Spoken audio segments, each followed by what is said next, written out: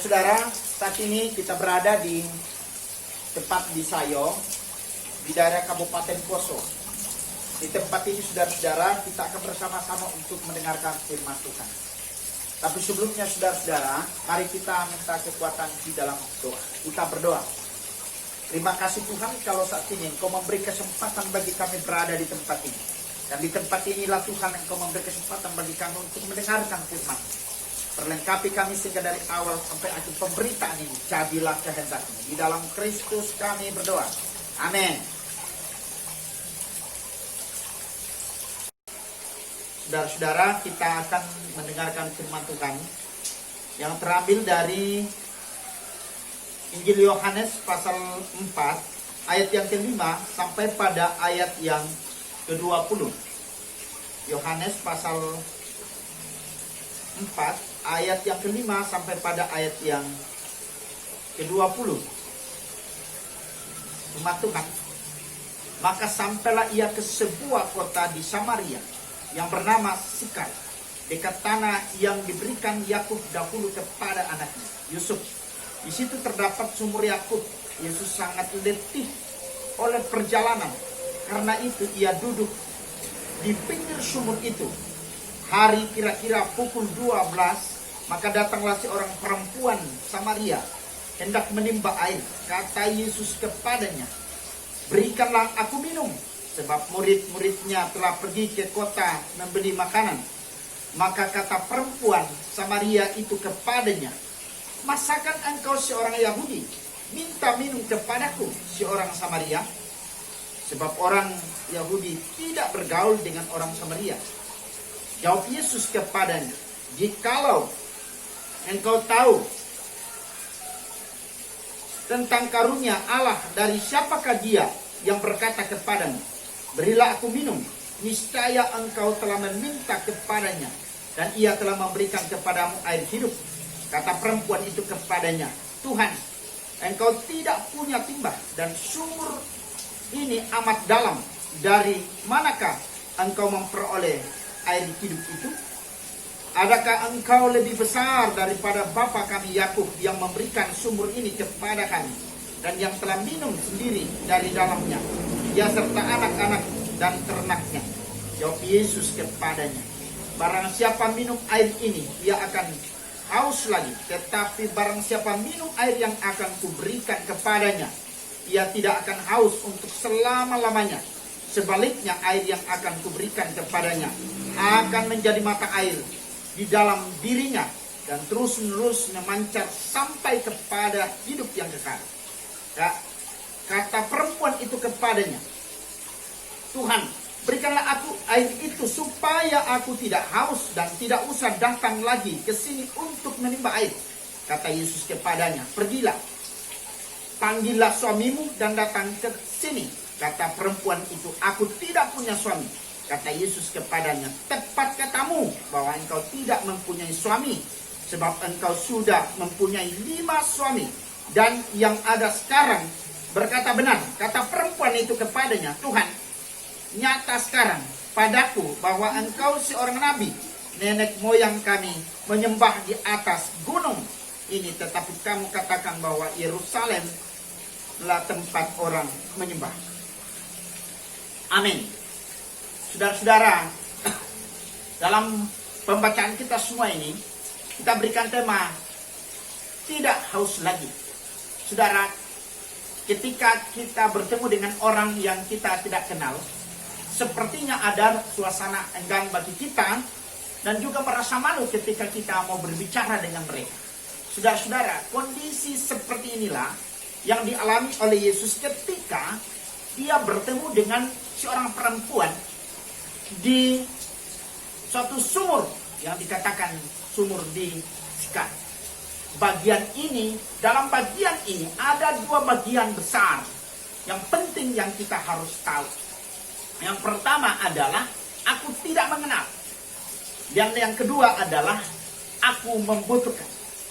Yang pertama, saudara-saudara, aku tidak mengenal.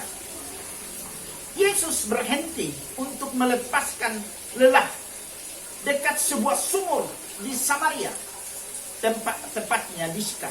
Murid-muridnya pergi ke kota membeli makanan. Di sini Yesus sedang bercakap-cakap dengan seorang wanita.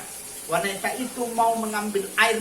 Yesus berkata kepadanya, "Berilah aku minum." Ia membuat wanita itu sangat terkejut. Pertanyaannya adalah, kenapa perempuan itu kaget? Soalnya Yesus seorang Yahudi dan wanita itu seorang Samaria.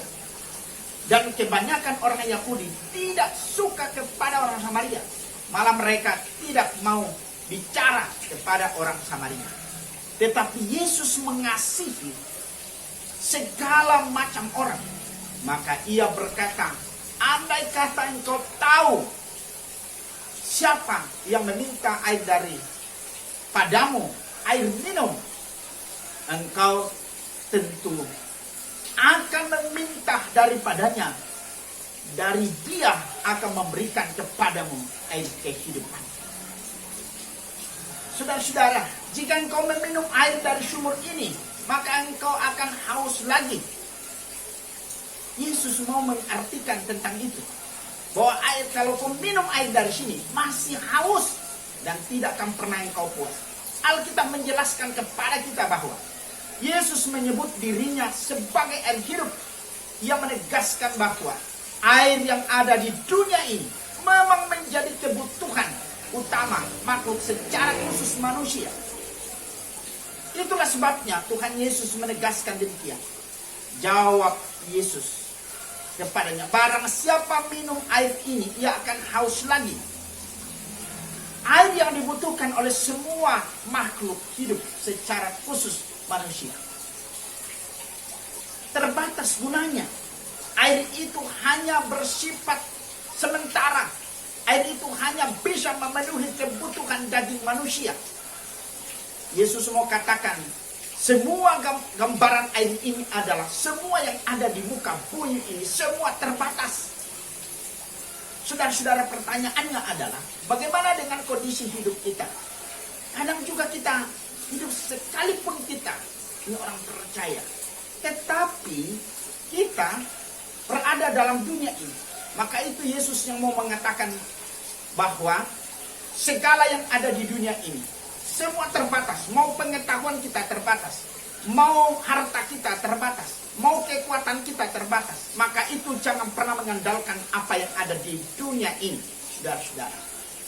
Saudara-saudara, bagian yang kedua adalah aku membutuhkan. Tuhan Yesus Kristus menegaskan demikian. Barang siapa minum air yang akan kuberikan kepadanya, ia tidak akan haus lagi untuk selama-lamanya. Sebaliknya, air yang kuberikan kepadanya akan menjadi mata air di dalam dirinya, yang terus-menerus memancar sampai kepada hidup kekal. Untuk itu perempuan itu menjawab Yesus, Tuhan, berikanlah kepadaku air seperti itu. Tentu aku tidak akan pernah haus lagi, dan aku tidak perlu lagi datang kemari mengambil air. Pertanyaannya adalah pertanyaan penting yang patut diajukan ialah, bagaimana supaya kita dapat menikmati air hidup dari Tuhan Yesus Kristus dalam hidup kita? Bagaimana kita bisa merasakan, bagaimana kita menikmati secara utuh air kehidupan di dalam Kristus? Saudara-saudara, di sini kita bisa lihat 3 hal. Pertama, menyadari bahwa kebutuhan kita, bahwa Yesus membutuhkan, mengerti tentang kebutuhan kita. Pertanyaannya, bagaimana Yesus mengerti tentang kebutuhan kita? Tuhan Yesus Kristus menegaskan bahwa barang siapa haus, datanglah kepadaku. Pernyataan Tuhan Yesus Kristus itu menegaskan bahwa Yesus Kristus tersebut memberikan peluang kepada siapapun yang menyadari akan kebutuhannya. Tuhan Yesus Kristus memanggil supaya kita dalam kesadaran itu mengenal diri kita, bahwa sesungguhnya kita sedang berada dalam kondisi yang sangat haus. Tentu haus dalam pengertian Tuhan Yesus Kristus Disinilah terlihat bagaimana kita memiliki Allah menyatakan dirinya kepada kita. Bahwa dia adalah Tuhan yang menyatakan dirinya, Tuhan yang menyatakan kasihnya yang benar, Tuhan yang berjuang untuk keselamatan umatnya, Tuhan yang setia akan kasihnya. Artinya adalah Allah yang datang dengan pertolongan dan kepeduliannya kepada kita. Ada banyak pergumulan, perjuangan, tantangan hidup yang secara beruntun harus kita hadapi, membuat kita haus dan dahaga. Saudara-saudara, menjalani kehidupan ini, kita membutuhkan air hidup, yaitu Yesus Kristus. Air yang selalu mengalir, tiada henti, memuaskan jiwa kita. Dan juga kasih karunia Yesus Kristuslah berlimpah-limpah kekayaan untuk kita nikmati setiap hari. Yang kedua, saudara-saudara, menyadari bahwa kita harus bertindak. Artinya Tuhan Yesus Kristus mengatakan bahwa kita harus bertindak, menegaskan demikian. Barang siapa haus, baiklah ia datang kepadaku. Dan juga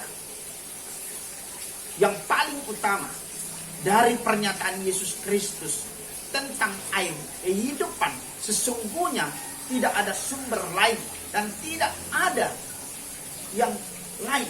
Yesus mau mengatakan bahwa di dalam dirimu kau telah menerima air itu, dan di dalam dirimu akan terpancar air, memberikan kehidupan. Artinya apa? Kita sebagai orang percaya tidak hanya kita mendengar saja, tetapi kita memakai dan kita memancarkan itu dalam seluruh kehidupan kita. Kita buktikan dalam kehidupan kita sebagai orang percaya bahwa kita harus membuktikan, kita harus memancarkan air kehidupan itu lewat perkataan kita, lewat perbuatan kita. Kita bisa menjadi seorang ibu yang baik dalam rumah tangga, kita bisa menjadi bapak yang baik dalam rumah tangga, dan kita bisa menjadi orang yang setia dalam masyarakat kita. Kita menjadi pelayan yang baik dalam persekutuan kita, dan dimanapun dan kepada siapapun kita menjadikan berkat. Maka itu saudara-saudara, jadilah berkat.